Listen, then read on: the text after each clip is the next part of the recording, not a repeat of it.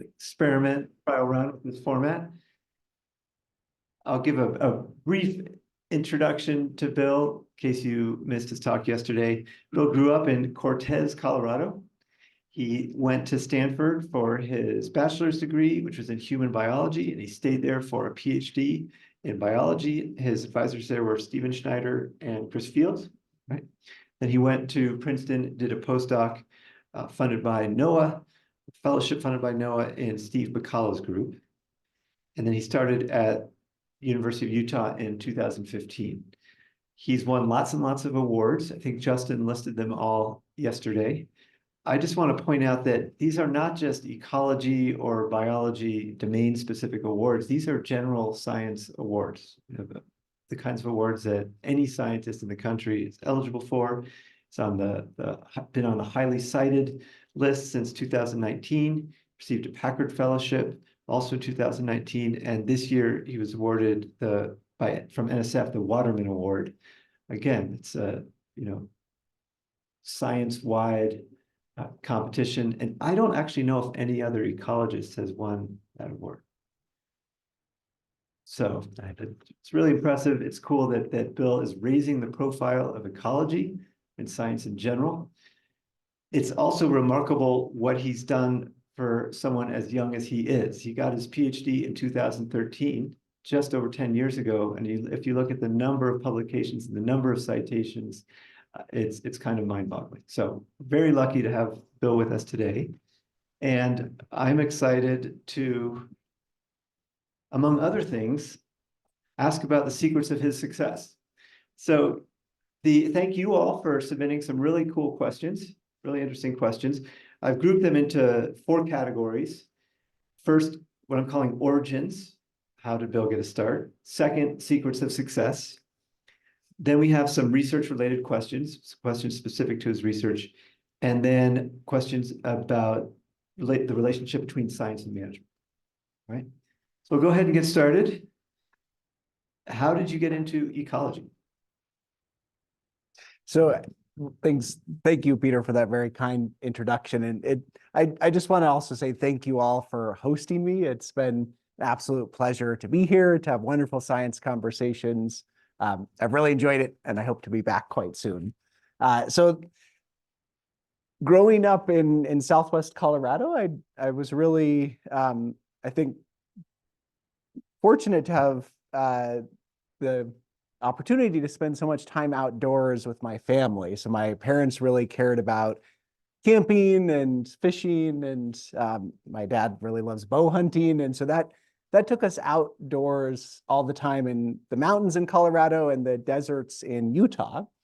And interestingly, growing up, it was always my brother who was going to be the biologist. And I was like, I don't know what I want to be, but probably not a scientist.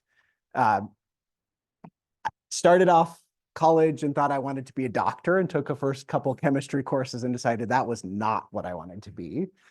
Took some engineering classes thinking about being an engineer, and realized that was also deeply unpleasant, and I did not like that either. And that's when I kind of stumbled into ecology and biology, is that I had some wonderful teachers, and then did a few summer research programs, and thought, oh, this is fun. I really like this. What were those summer research programs? Yeah, so one was with working on salamander genetics in Yellowstone, and looking at sort of dispersal among all these ponds. I was helping a PhD student there. And then I kind of switched over to birds the next summer, and we were looking at birds and nutrients on an island in the Pacific.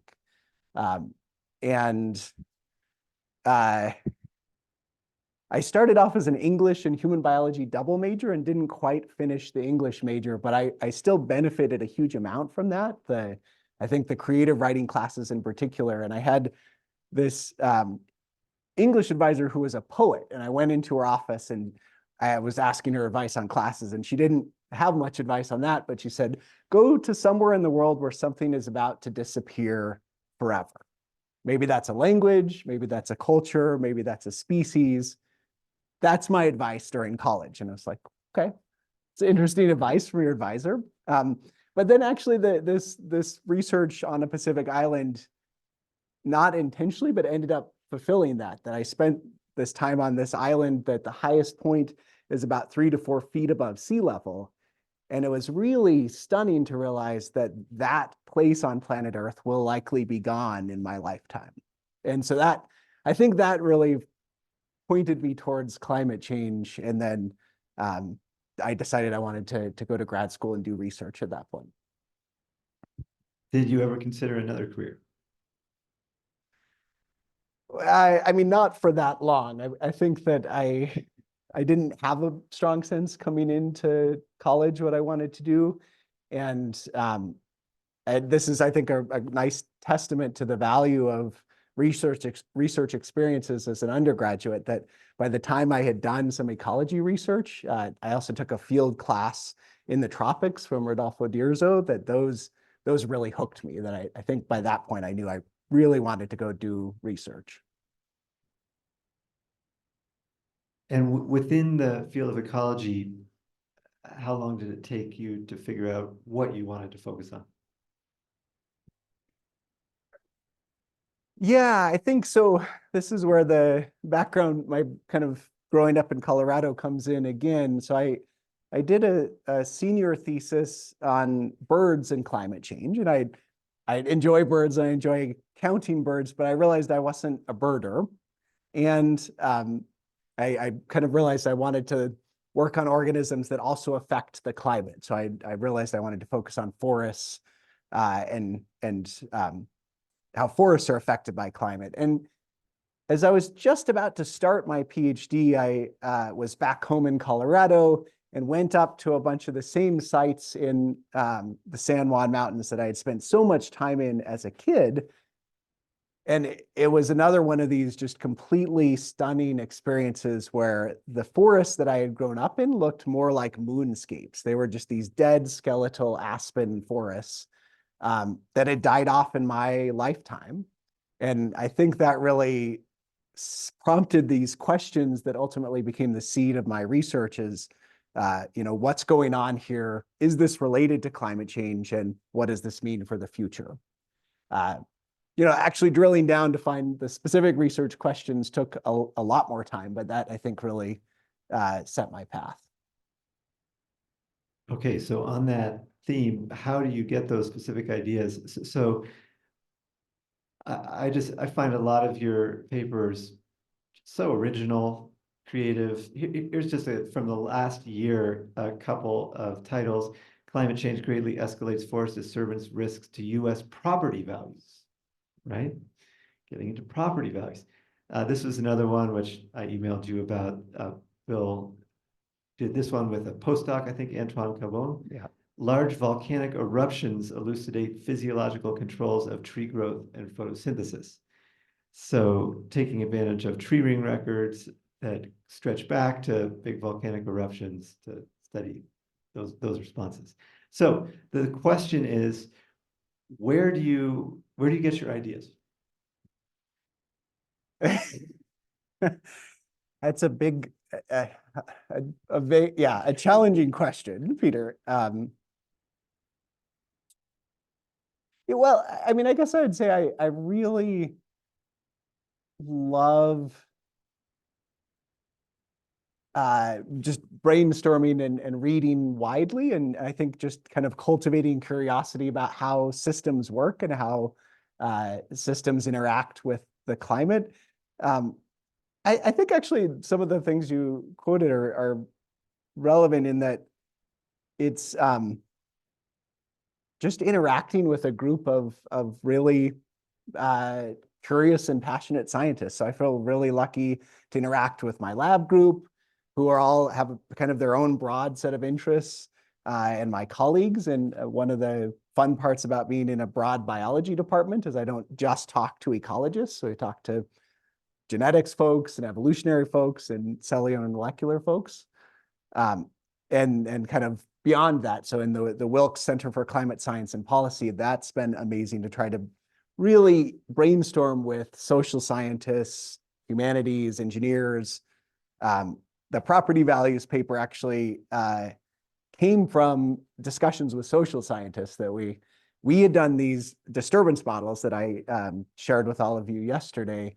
And a couple of the social scientists said, well, seems like you'd really like to know how much fires are going to put property at risk. And couldn't we start to quantify that with data from Zillow and data from these other sources? And that kicked off that collaboration. I don't think I gave you a great answer, but that's what I came up with. I would probably give us, if anyone asked me that question, I'd probably give a similar answer. I think reading is really important and talking to people. But also, and this is the next question, here we're moving into the secrets of success category. You have to have time to think.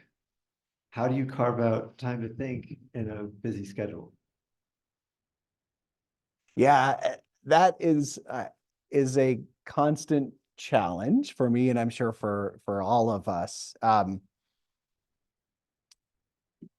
So my approach has really been to think about when I'm the most productive and excited about work, and to schedule that time off and not yield that time if at all possible. And so for me, that's a couple mornings a week. I try to schedule off research time that I don't schedule any meetings in, and I don't schedule anything in to really have that time. And some of that can be kind of meeting with folks in my lab and working on research in the lab, but some of that I try to keep for brainstorming and writing on some of my own projects. And setting up at the very beginning of the semester that time that's protected, and then scheduling all of your meetings and your weekly meetings around that has been really helpful for me. And we all get asked to do so many things, and there is practicing saying no to some of these things is, I think, a good approach to. I guess I'm not as good at that as I would like to be. Well, we just met in my office and I asked Bill to do something and he said no, so he's not that bad at it. I said no to one of three things. Okay, this is kind of a follow-up on that same line of questioning. Much of your large-scale work involves collaborations with many people and groups. How do these large group initiatives usually form? What do you recommend for early career researchers who would be interested in finding their way into these large collaborations, but do not yet have the network to do so? Yeah, I mean, I think these large teams come together, in my experience, in a variety of different mechanisms or stories, pathways. I think the most common avenue is usually some sort of conference or workshop. That at a smaller workshop, there's often a goal in kind of building a team to, maybe it's write a review paper or a synthesis paper. Some of these synthesis centers that NSF and others fund, I've found to be really, really productive. So I think looking at those types of working groups or synthesis activities is a good way. At broader conferences, I've had these collaborations even kind of come out where, folks are all in the same session together and start kicking around ideas, and then you go out after the session to a meal and start discussing, and that kind of seeds the large collaboration. So I guess in my experience, a lot of these most productive big teams have been out of these structured either symposia, workshops, or conferences. Now, in thinking about which ones to get involved in, I mean, I guess the advice I tend to give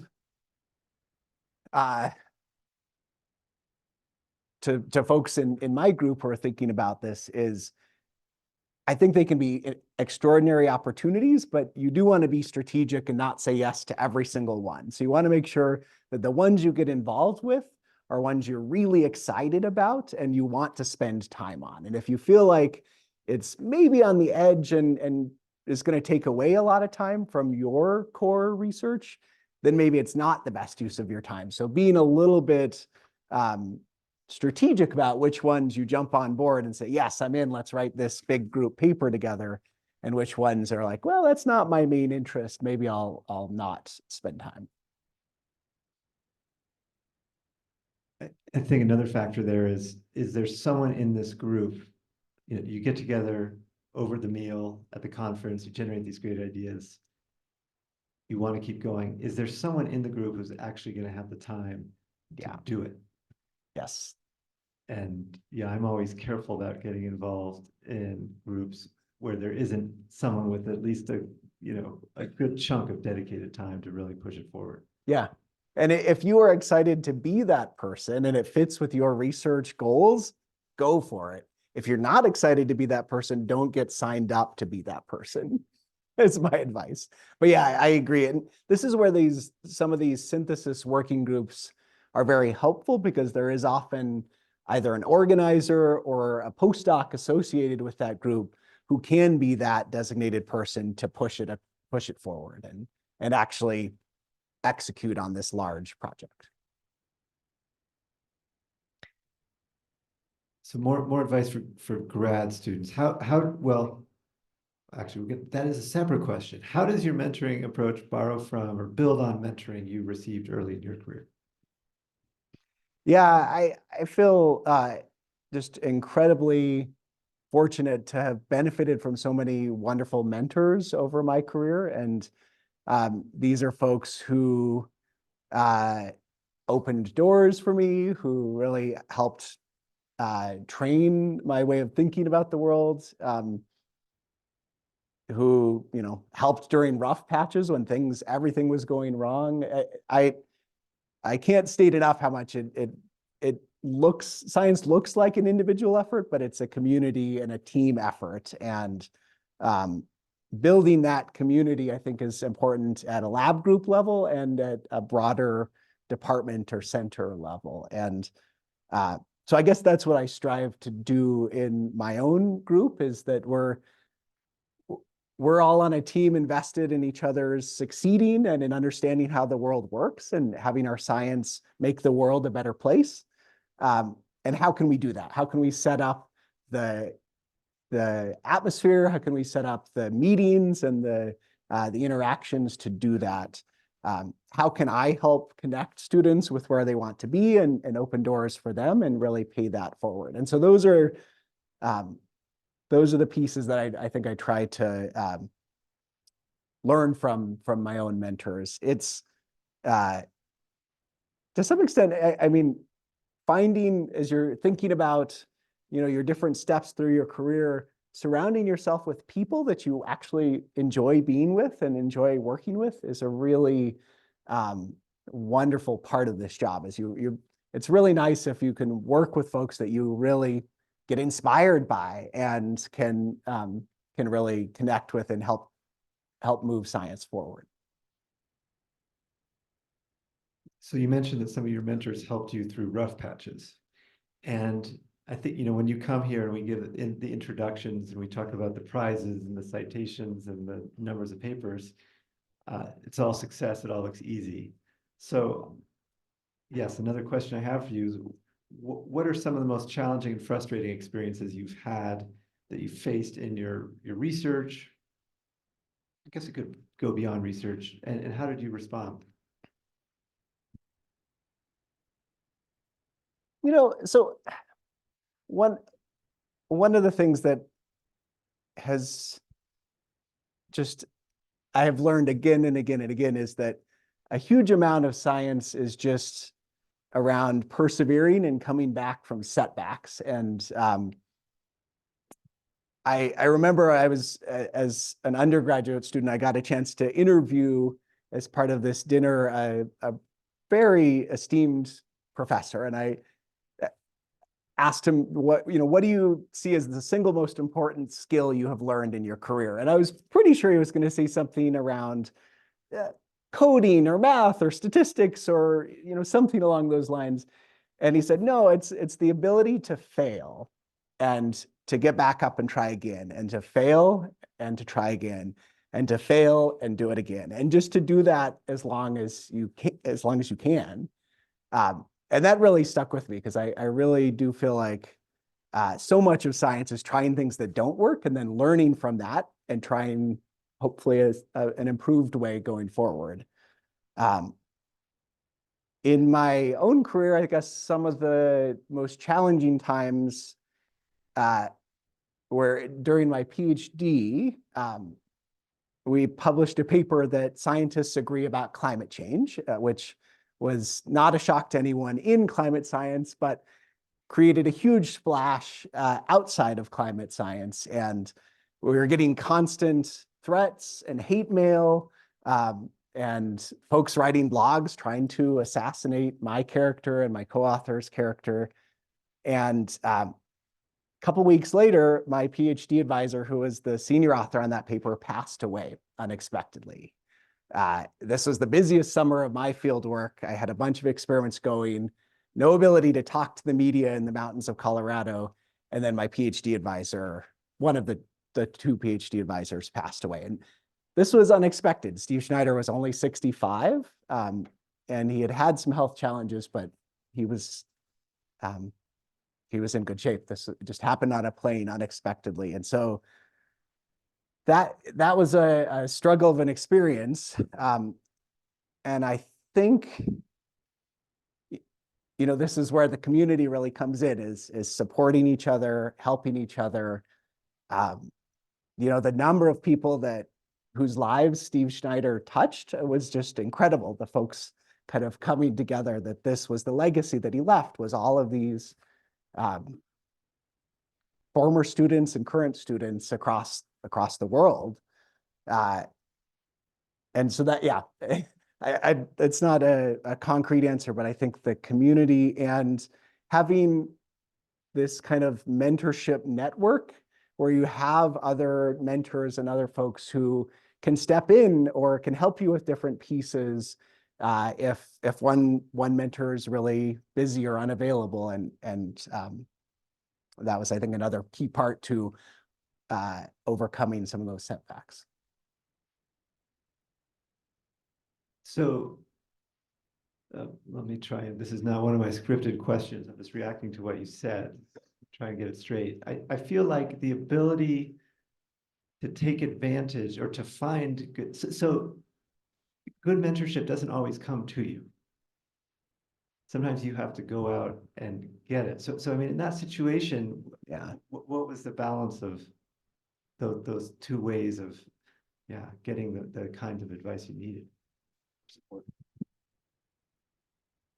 I think there is a piece in seeking out the mentors and seeking out an array of mentors to help you and guide you. And actually, up to that point in my career, Steve Schneider was the single most important mentor that I had and that I really leaned on. And I think that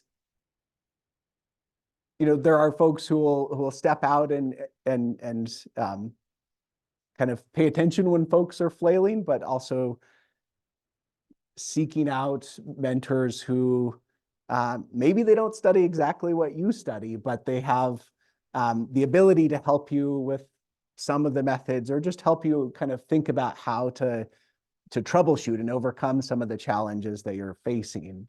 I mean, as just a practical example, my PhD committee went from 4 people to 3 people when Steve passed away. And I asked a couple folks if they would step in on my committee, and I ended up with 7 committee members. And that actually is probably too many. You don't really want 7. But that was an example of really trying to connect with folks, and some folks offered to step in on the committee. Okay, one piece of advice for graduate students.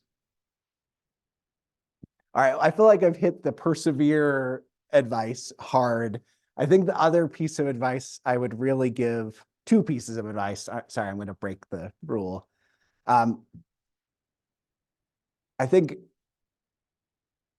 give it your best shot and work hard at it, but also make time for yourself, that this is a marathon and not a sprint. And so having a healthy work-life balance, I think, is key to persevering in grad school, and to have the bandwidth to overcome setbacks and to keep going. second piece of advice is actually even more sort of narrow, which I really believe in writing early and writing often. That I think writing is how we think through problems in science most clearly. And that as soon as for me, as soon as I have the 3 to 5, 6 figures that I think tell the story and answer the questions I have, I start writing. So I start writing before I've finished all the analysis, and I start writing early on in the introduction section of these are the questions that we're trying to tackle. And I think that I see a lot of folks struggle with the writing part, and that, that's often some of the most painful parts for folks is writing up the science and getting it across the finish line. And writing early takes a lot of that pressure off, and it takes a lot of the deadlines of, oh no, I've got to finish this. I think it's the more you can just, create an outline as you're doing some of the analysis, and maybe that outline will change and you'll drop pieces of it. But I really think starting writing as early as you can. And then the often part is just that writing is much more of a process than an end goal. And so it's, I'm a huge believer in this growth mindset approach where you shouldn't be afraid. You're not trying to make it perfect. You're trying to make it better than it was yesterday. And so you're just kind of slowly, you're revising, you get feedback from your mentors, from your co-authors. I think there's a lot of pressure on writing in science, and the way you can kind of diffuse that is just by doing a little bit at a time and realizing it's not going to be perfect. It's never perfect, but you can work on improving it over time. So I'm often amazed at how long I will work on an introduction or an abstract or a cover letter, to a high impact journal. And what amazes me is that it keeps getting better and it keeps getting better. And like I'm waiting for diminishing returns, I'm fiddling and nothing's changing, but no, it goes on and on. When I read something you've published, say in Science, I don't see any of that. And I've often wondered, okay, the people that are amazingly productive and publishing in those outlets frequently, they must just be faster than me. They must get to that really excellent framing more quickly. But it sounds like no. Well, some papers are easier than others, but it's never the first. I feel like my first draft is never great, and that there are always many drafts and many, getting feedback in from collaborators, from mentors, from co-authors, and then trying to use that to further improve and distill the writing down. I find incredibly helpful. It's so much of what we do is really about storytelling, even though we don't really like to talk about it in that terms. We are really trying to understand how the world works and then tell a story of how what we've done advances that understanding. And this is, I really feel where my English classes have helped me far more than my science classes have, because it's really about shaping the data we have into a narrative about filling gaps in how the world works. So how you teach scientific narrative or storytelling, I don't know exactly. And I would like to try to do that as a class someday, because I think that would be really helpful, but I haven't figured out a good repeatable way to do that. Okay, we have a few research-related questions here. So I'll read you this first one. Do you think that physiologically informed forecasts, kind that are based on thermal tolerance studies, reaction norms, estimates of phenotypic plasticity, et cetera, or genetically informed forecasts, for example, genetic maladaptation, will be practically useful for understanding the risk that individual species face with respect to changing climates? And if not, why not?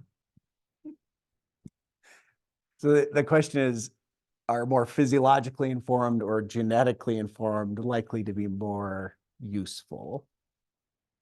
Or we could make that even broader. What kinds of models, if you're trying to forecast, climate change impact on some species of importance of interest. What kind of model, what kind of approach would you take? What kinds of data would you want? Thanks for that broadening. That makes it a little bit easier. I mean, I guess I would say I feel fairly uninformed about the sort of the potential for genetically informed forecasts. I have interacted a little bit with genetics researchers, but it's not something I've thought a lot about. So put a caveat on that. I mean, I think I see it as that the empirical tools we have, maybe that's just regression type models, maybe that's machine learning, that I think those are really helpful for very big data constrained near term forecasts. That I see that as really helpful in thinking about the next 5, 10, 20 years. And then the longer term of thinking about the whole 21st century, this is where I think really understanding the physiology and the mechanisms are going to be really crucial. That the feedbacks across scales, the ability of species to move, and what are some of the physiological tolerances of species.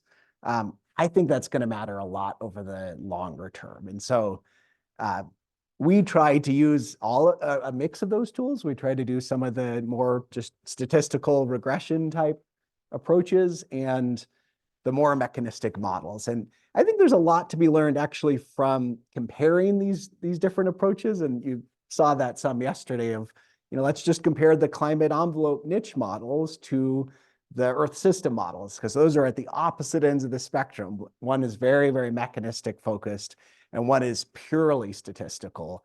And they don't align a lot of times, but I think there are things we can learn from that gap and from those disagreements. And to some extent, the more empirical models, we can be thinking about what are some of the processes you need to include. And on the mechanistic models, it's, what are the benchmarks you need to include, and what are some of the other processes like dispersal and range shifts that we need to think about. In your seminar yesterday, you mentioned that you extracted species trait standard deviations as well as trait averages when thinking about the resource acquisition versus conservation trade-offs at species and community and ecosystem scales. Did you consider using the standard deviation of trait values in any analyses as well? Do any neat questions come to mind if that standard deviation represents plasticity versus interspecific genetic variation in traits? Yeah, that's a really fascinating question. So we did put the standard deviation of traits into all of these regression models, and a bit to my surprise, actually, a lot of those metrics were not as useful as the community-weighted mean trait values.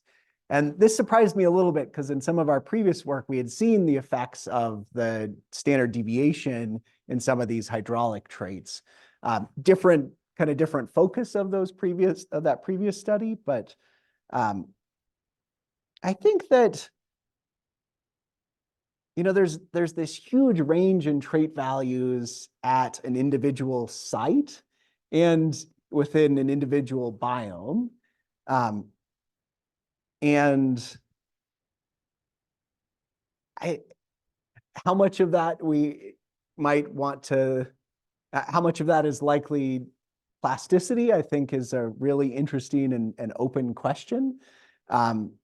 Something I didn't have time to talk about, but we monitor these long-term plots in Colorado on an elevation gradient of 4 different forest types. And you actually see, so this is tracking the traits of the same trees year to year over time. But then we also have this climate gradient. So we can look at traits across climate and traits over time in the same trees, which is pure plasticity.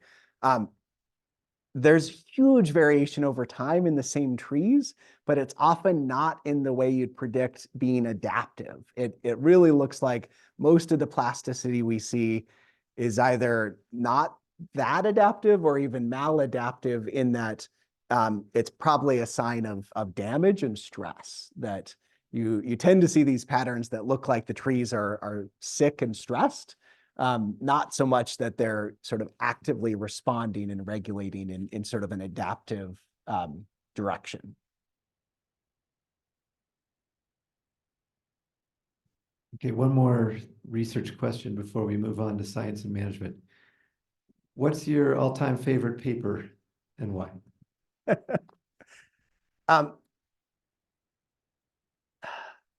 I think I'm gonna give you a couple, maybe one from a few decades ago. So one of my favorite papers that I still really enjoy is a 1986 paper by Jerry Franklin. It's called On Tree Mortality. And it's just, why do trees die and how do they die? It's more of a philosophical paper, but I found it absolutely fascinating. And then maybe fast forward a couple decades, I love this 2010 paper by Josep Peñuelas, and there's another co-author that I can't forget, that's called Potentially Immortal. And it's talking about tree aging compared to human aging, that by having basically stem cells and this modular growth form, that functionally many trees could be potentially immortal, that their cells, or in particular, they don't really age like mammal cells do. And that, if you look at a bristlecone pine that's 5,000 years old and compare some of those same tissues on a bristlecone pine that's a couple hundred years old, it's really hard to distinguish those, that there's not this accumulation of damages that happens in animals. And so that's I guess that's my second favorite. And the final one, maybe on climate change, that I'll mention is there's a really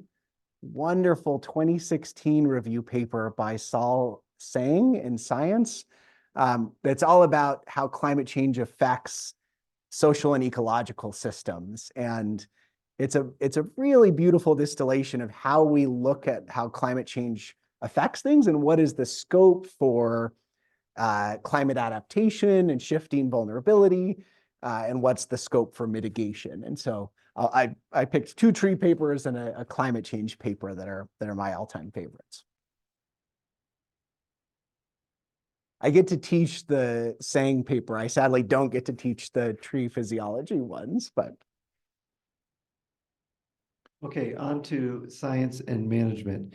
What do you view as the biggest challenge to applying current scientific research to management? Yeah, this is a big question. I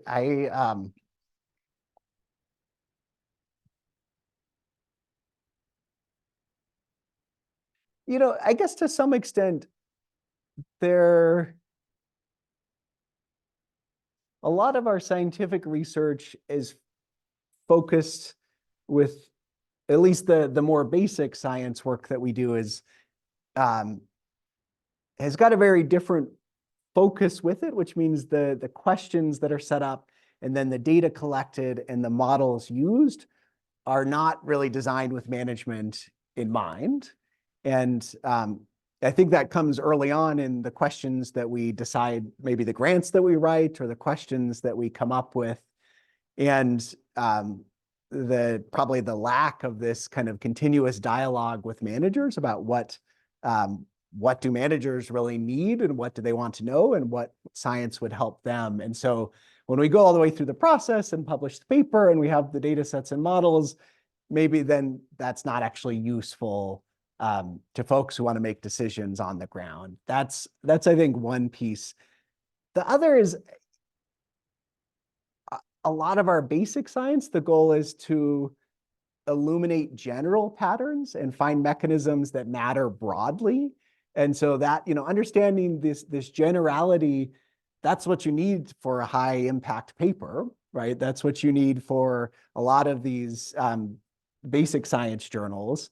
And that's the exact opposite information of, what specific patterns do you need to understand to make an informed decision in this national forest or in this parcel of land? And those are kind of at sometimes in tension. Sometimes they're not. I think there can be cases where they're not, but a lot of times that generality versus context and place are sometimes in tension.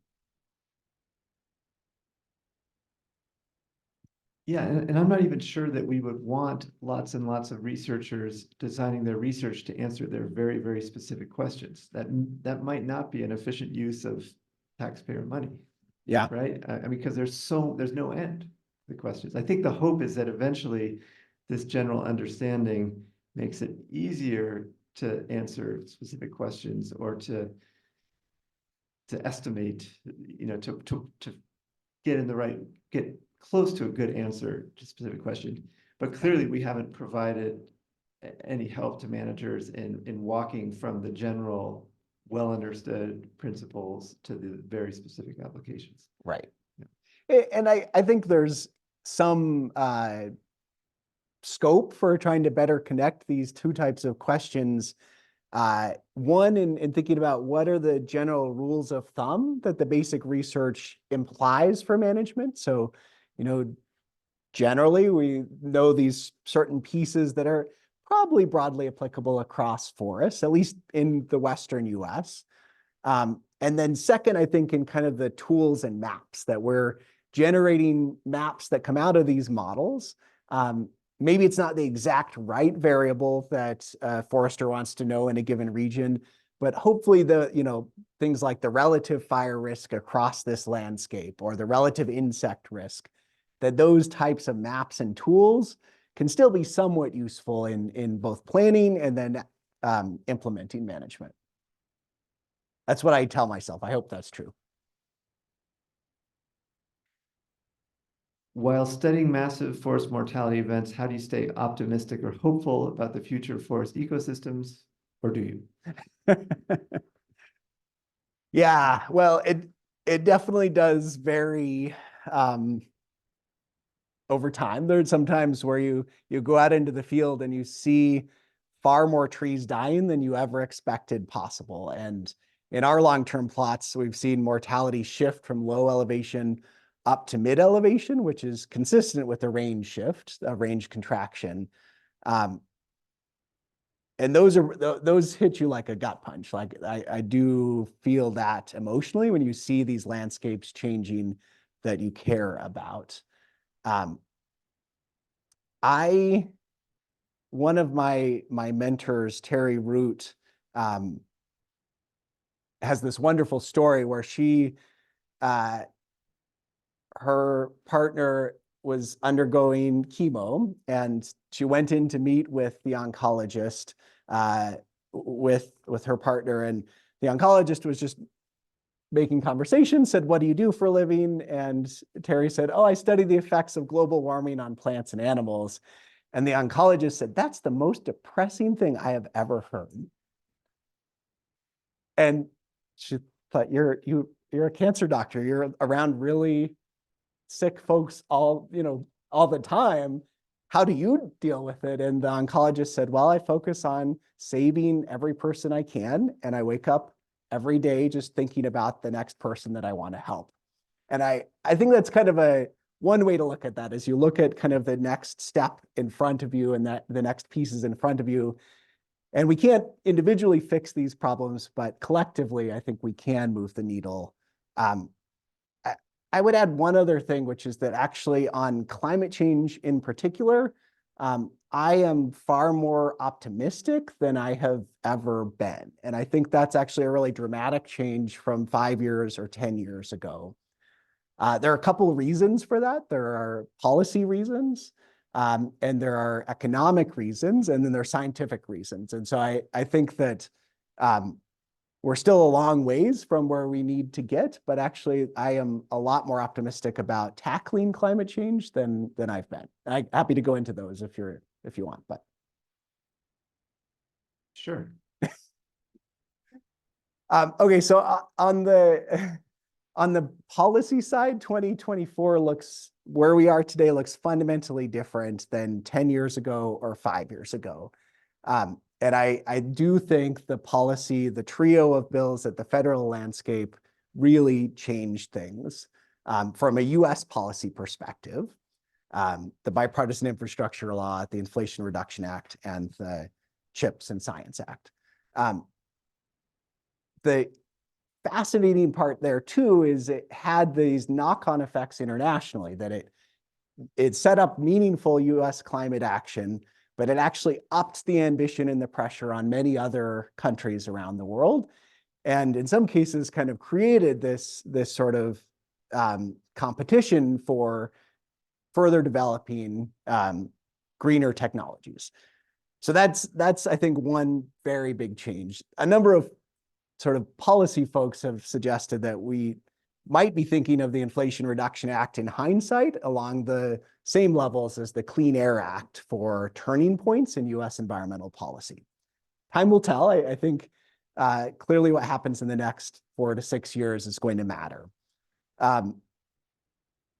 That's the policy piece. On the economics piece, the learning curves of the technologies we need, so think about it as how cheap these technologies are simply astounding. And that is one of the best pieces of news, is that the costs of wind, solar, and now batteries have fallen so fast that in many cases, wind and solar are really the cheapest electricity in most of the world. That changes the whole economic setup, where instead of it's a green premium that you have to pay more to fight climate change, in many cases, we now have tailwinds that it's the cheapest thing to do, and it saves people a lot of money to build out wind and solar, as long as you can put in the storage or the complementary power to deal with the variability. So that's the economic piece, is actually the technologies we need have become so cheap that it's such a win-win to start deploying them broadly.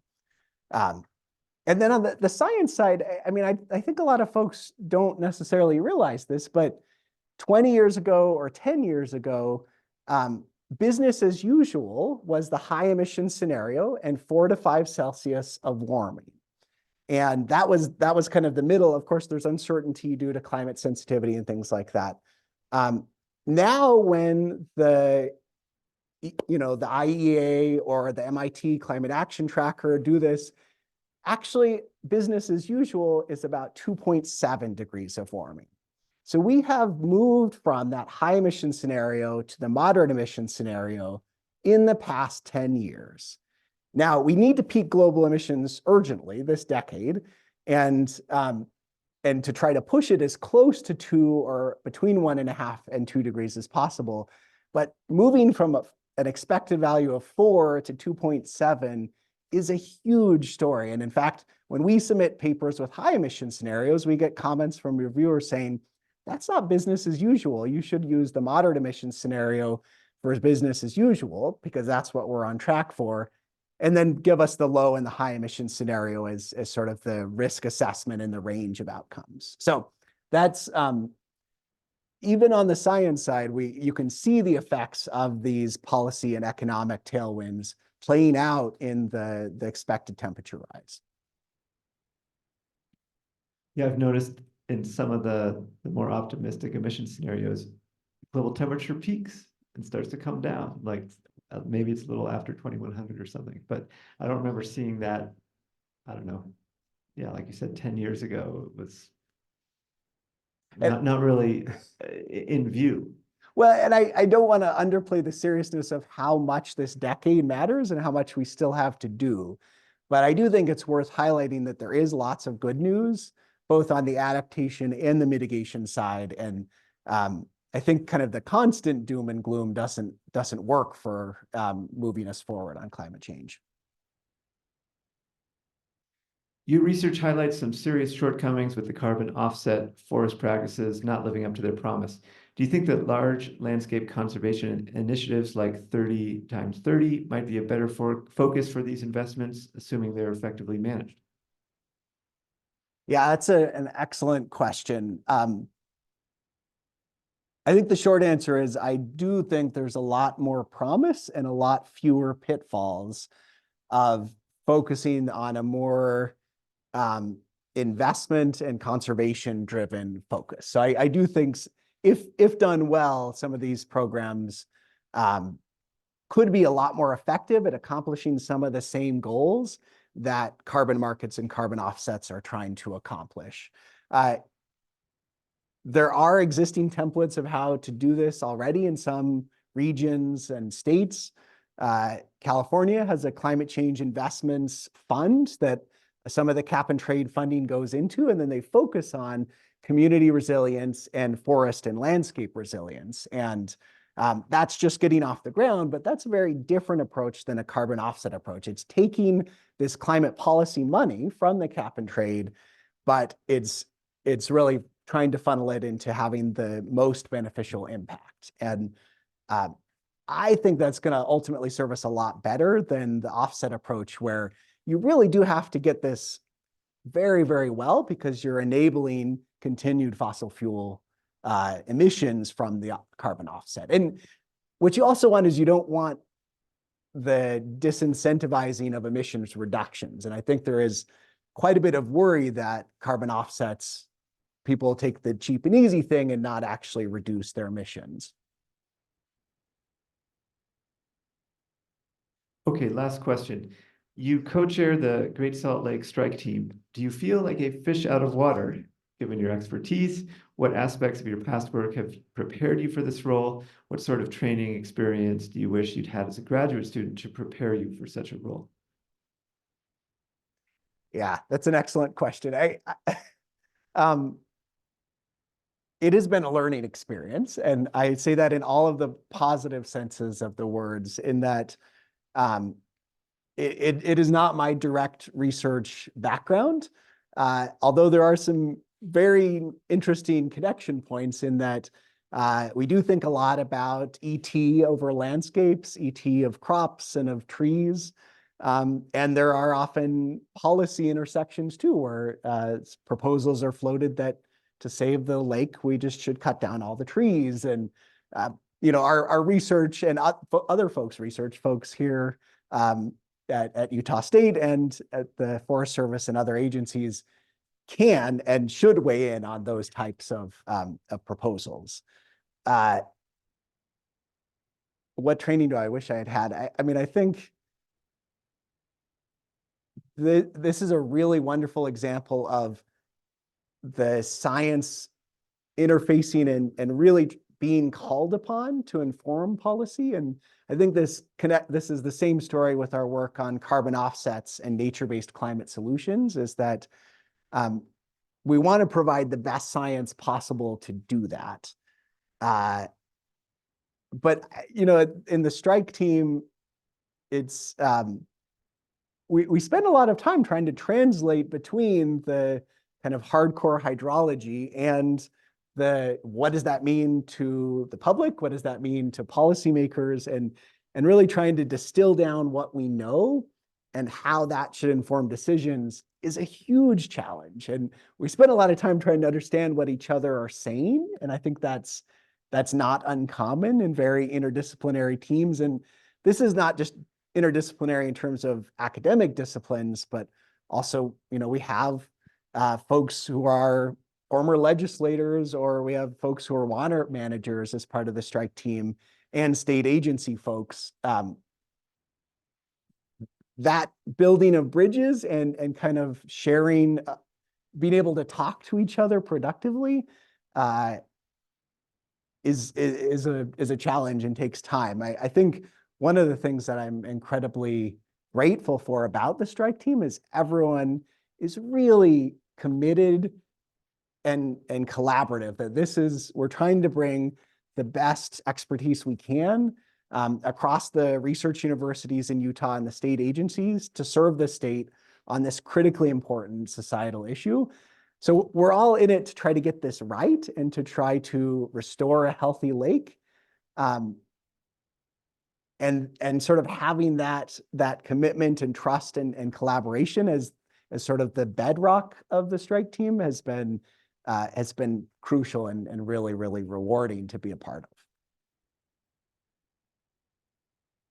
We have time for one follow-up question from out in the audience. Anybody have one?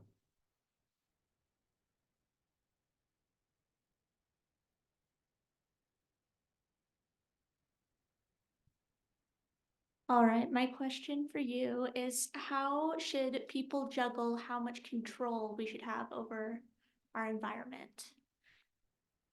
So, should we let the environment adapt as it goes, or, should we really be pushing to keep things the same? Like, how do you kind of juggle how much we should be pressuring agencies, but also, like, I've heard a lot of studies that are like, maybe we should start seeding clouds and making it rain more in certain areas. And it's like, do we want to have control over our weather, or should we just let weather patterns be on their own, I guess? Yeah. Yeah, thank you for that question. I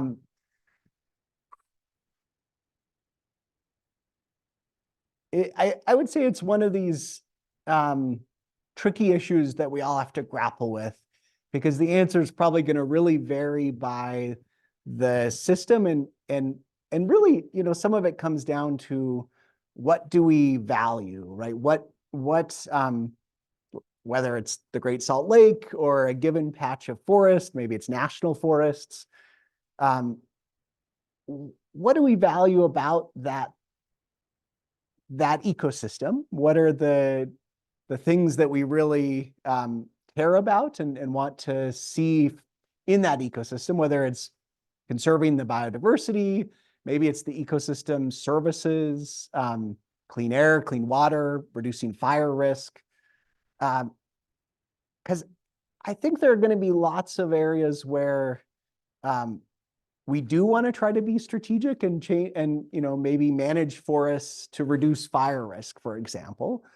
And there are probably going to be other regions where we value maybe that it's sort of less heavily managed, and this is what a lot of our things like national parks have traditionally been. So I guess the short answer is it's going to really be a collaborative process about what do we value, and then what can science tell us about what types of control or, let's say, interventions might work and which of them might not work. And one of the things that's always humbling about being an ecologist is you'd like to think that we have a lot of control and we can influence how ecosystems respond. And huge amounts of time you try an experiment and you think this is how the ecosystem is going to respond, and it completely goes somewhere else. And so we might, in many cases, think we have the illusion of control when that doesn't pan out in practice. Okay, before we thank Bill for spending his valuable time with us, I want to ask you guys for one more thing. This was the first time we've done this format. I want to hear what you thought. Did you like it? Did you hate it? Email me, talk to me, let me know. And if you did like it, tell your friends that they should come to the next one like this, okay? So, Bill, thank you. Thank you.